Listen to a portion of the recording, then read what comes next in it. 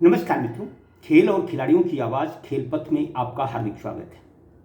दोस्तों, खेल निदेशालय उत्तर प्रदेश ने लंबे समय बाद एक ऐतिहासिक फैसला लिया है। ऐतिहासिक फैसले के तहत 1 दर्जन अंतर्राष्ट्रीय खिलाड़ियों को प्रशिक्षक बनाया गया है।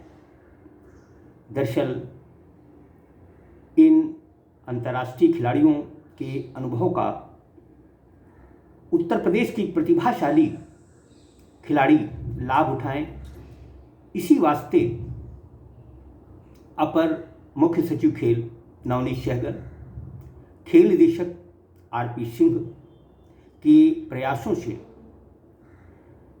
1 दर्जन अंतर्राष्ट्रीय खिलाड़ियों को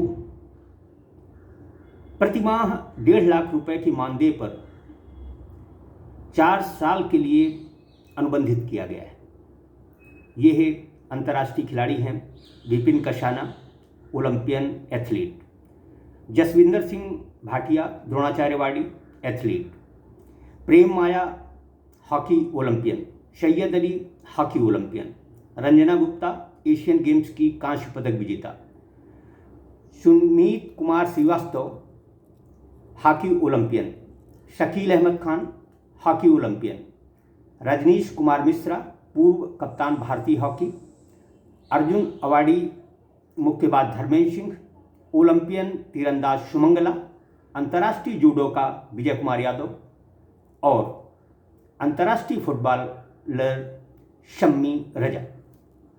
यानी मैं खेल पथ की तरफ से इन सभी अंतर्राष्ट्रीय खिलाड़ियों का न केवल स्वागत करता हूं, अभिनंदन करता हूं, बल्कि बधाई देता हूं कि इन्हें जो जवाबदेही मिली है उसका न केवल ईमानदारी से निर्वहन करेंगे, बल्कि अपने 4 साल के कार्यकाल में प्रदेश को कई अंतर्राष्ट्रीय खिलाड़ी जरूर देंगे।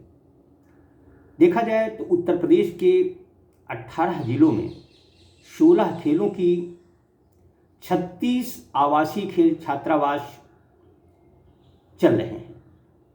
इनमें उत्तर प्रदेश की 740 प्रतिभाशाली होनहार बालक बालिकाएं प्रशिक्षण हासिल करते हैं। जो अंतर्राष्ट्रीय खिलाड़ियों का चयन किया गया है वह इन प्रतिभाशाली खिलाड़ियों को अपने अनुभव बताएंगे। यद्यपि इन खिलाड़ियों में कई ऐसे भी हैं जिनकी उम्र उनके आड़े आएगी। इस चीज़ का ध्यान खेल निदेशालय को रखना चाहिए था। जब खिलाड़ी शारीरिक रूप से स्वस्थ फिट नहीं होगा, उसका प्रतिभाशाली खिलाड़ियों के बीच अच्छा संदेश नहीं जाएगा। दरअसल कई खिलाड़ी ऐसे हैं जो कि सेवा निवृत्त भी हो चुके हैं और इन्हें अब अपने शेष जीवन को बेहतरी से बिताना चाहिए। लेकिन यदि इन खिलाड़ियों में प्रदेश को कुछ देने की कुव्वत है तो उसमें कोई बुराई की बात नहीं है। खेल निदेशालय बधाई का पात्र है कि उसने पिछले 3 साल में प्रशिक्षण के क्षेत्र में कुछ अच्छा किया है। इन 12 अंतर्राष्ट्रीय खिलाड़ियों में 6 पुश्तैनी खेल हॉकी के हैं। हॉकी से यह अनुराग सिर्फ और सिर्फ खेल निदेशक आरपी सिंह की देन है। आरपी सिंह ने अपने नाराज साथियों को खुश करने की कोशिश की है। अब इन अंतर्राष्ट्रीय खिलाड़ियों को यह जताना है, यह बताना है कि उन पर जो उपकार किया गया है वह सही है और यह लोग उत्तर प्रदेश की हॉकी को बुलंदियों पर जरूर ले जाएंगे। इस अच्छे काम के लिए सहगल और आरपी सिंह जी को धन्यवाद देना होगा। इसके साथ ही एक विनम्र आग्रह ये भी कि खेल निदेशालय उत्तर प्रदेश में क्षमता का व्यवहार खासकर प्रशिक्षकों के साथ नहीं हो रहा है। यह चिंता की बात है। खेलों का उद्धार हो, उत्तर प्रदेश खेलों में उत्तम प्रदेश बने, इसके लिए खेल निदेशालय का ही दायित्व बनता है कि वह क्षमता मूलक व्यवहार करे। दुर्भाग्य की बात है कि खेल निदेशालय उत्तर प्रदेश बेशक 1 दर्जन अंतर्राष्ट्रीय खिलाड़ियों को खेल मैदानों से जोड़ने में सफल हुआ हो, लेकिन अधिकांश क्रीड़ांगन आज भी प्रशिक्षकों के अभाव में जूझ रहे हैं। नवनीत सहगल जी का ध्यान इस तरफ है, इसमें कोई संदेह नहीं। सहगल जी को यदि प्रदेश को खेलों में समृद्ध करना है, उत्तर प्रदेश को खेलों में उत्तम प्रदेश बनाना है, तो सबसे पहले उन प्रशिक्षकों की तरफ ध्यान देने की ज़रूरत है जो कि मार्च 2020 में निकाले गए हैं। यद्यपि खेल निदेशालय बार बार इस बात को कहता है कि मामला अदालत में विचाराधीन होने के चलते मजबूर है, दरअसल मजबूरी यह नहीं, प्रशिक्षकों और खेल निदेशालय के बीच इस अनबन का मुख्य कारण आउटसोर्सिंग व्यवस्था है। आउटसोर्सिंग व्यवस्था वैसे भी खाद में कोढ़ का काम करती है। इसके परिणाम भविष्य में जरूर चिंता का सबब बनेंगे। देखा जाए तो उत्तर प्रदेश में खेल निदेशालय द्वारा खेल प्रोत्साहन समितियों के माध्यम से भी प्रशिक्षक रखे गए हैं और दुख और अफसोस की बात यह है कि इन प्रशिक्षकों में NIS डिप्लोमाधारी भी शामिल हैं।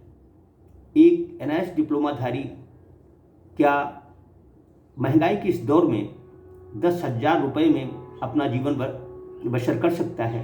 यह सोचने की बात है। इसी तरह से जो अन्य प्रशिक्षकों की नियुक्ति की प्रक्रिया है या उनका जो मानदेय है वह भी संतोषजनक नहीं कहा जा सकता। आज के इस दौर में एक तरफ खेल निदेशालय उत्तर प्रदेश अंतर्राष्ट्रीय खिलाड़ियों को 1.5 लाख रुपए प्रतिमाह देने का संकल्प ले चुका है, तो दूसरी तरफ वह NIS डिप्लोमाधारी प्रशिक्षकों को 25,000 रुपये प्रतिमाह मानदेय देने में भी हिलाहवाली कर रहा है, जो कि गलत है। दरअसल उत्तर प्रदेश खेलों में उत्तम प्रदेश बने, इसके लिए नवनीत सहगल जी को इस बात पर भी विचार करना चाहिए कि यदि आउटसोर्सिंग के माध्यम से होनहार प्रशिक्षक खेल निदेशालय से नहीं जुड़ना चाहते तो इस आउटसोर्सिंग की बला को क्यों न टाला जाए। यदि आउटसोर्सिंग प्रक्रिया को समाप्त कर दिया जाए तो मैं समझता हूं कि प्रदेश को उसके मन मुताबिक न केवल प्रशिक्षक मिलेंगे बल्कि हर क्रीड़ांगन प्रशिक्षण और प्रशिक्षकों से आबाद हो जाएगा। ऐसे में जरूरी है कि खेल निदेशालय क्षमता का व्यवहार करे। जिस तरह से उसने अंतर्राष्ट्रीय खिलाड़ियों पर उपकार किया है उसी तरह के उपकार की ज़रूरत NIS डिप्लोमाधारी प्रशिक्षकों के साथ भी किया जाना नितांत आवश्यक है। मैं समझता हूँ कि उत्तर प्रदेश इतना बड़ा राज्य है जहाँ 450 प्रशिक्षकों से काम नहीं चलने वाला। फिलवक्त खेल निदेशालय के अधीन आउटसोर्सिंग कंपनियों के माध्यम से 156 प्रशिक्षक ही कार्यरत हैं। यदि खेल प्रोत्साहन समितियों के प्रशिक्षकों की संख्या भी इसमें जोड़ दी जाए तो सिर्फ और सिर्फ लगभग 200 प्रशिक्षक ही 75 जिलों में सेवारत हैं, जो कि कहीं से भी उचित नहीं कहा जा सकता। मैं समझता हूं कि खेल निदेशालय के जवाबदेह पदाधिकारी प्रशिक्षकों के रिक्त पदों को भरने के लिए न केवल अपनी तरफ से भरसक कोशिश करेंगे, बल्कि बेहतर ये होगा कि प्रशिक्षकों के मानदेय में भी बढ़ोतरी की जाए। लगभग 1 दशक होने को है, उत्तर प्रदेश के प्रशिक्षकों के मानदेय में कोई बढ़ोतरी नहीं की गई है। यदि प्रशिक्षक खुशहाल होगा तो तय है कि वह पूरी लगन और मेहनत से मैदानों में अपनी सेवाएं देगा और प्रतिभाशाली बच्चों को न केवल उनके खेल कौशल को सुधारेगा, बल्कि उत्तर प्रदेश को भी खेलों में समृद्ध राज्य बनाने की जरूर कोशिश करेगा। अच्छा है, अच्छी पहल है।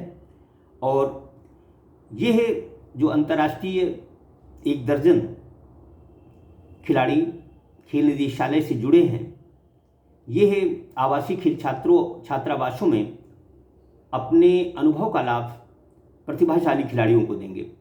मेरा इन अंतर्राष्ट्रीय खिलाड़ियों से भी विनम्र आग्रह है कि वह खेल निदेशालय के आला अधिकारियों को यह बताएं कि जो प्रशिक्षक घर बैठे हैं, उनकी तरफ भी विभाग कुछ अच्छा करे, उन्हें भी सेवा का अवसर दे, उनके मानदेय में बढ़ोतरी करे। जय हिंद, जय भारत।